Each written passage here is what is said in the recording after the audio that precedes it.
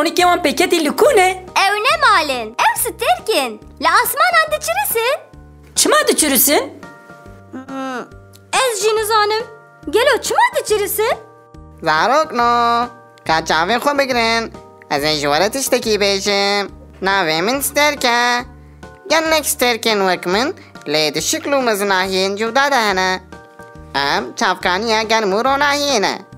Ji ber vê em dibiriqin. Lê di nav me de ya herî bir qonek roj e. Ji ber vê gava rojtuneye dinya tarî dibe. û em jî di tariyê de dimînin. Te got roj? Çima em niha wê nabînin? Silav zarokno. Ez rojim. Ez Stêrkeke pir mezinim. Ez germ û roniya xwe didim hemû gerdûnê. Ji ber vê ez pir germim. Gelek gerestêrkên wek dinyayê li dor min digerin. û her wiha li dora xwe jî dizîvirin. Ji ber vê hûn carinan min dibînin, carinan jî nabînin. Gava hûn min dibînin ew dem bi roj e. Gava hûn min nabînin jî şev e. Ji ber ku bi şevan ez tune me her der tarî ye.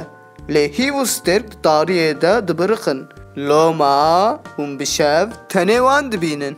Te got hîv? Belê zarokno. Navê min hîv e. Hûn dikarin her şev min bibînin. Ji ber ku ez pir dixwazim di tariyê de bibiriqim. Ez peyka dinê me û li dora dinyayê digerim. Eynî mîna stêrkan gava dinya tarî dibe li esmanan dibiriqim. Wa! Nexwe dinya gerist. Jiyan? Gerestêrkin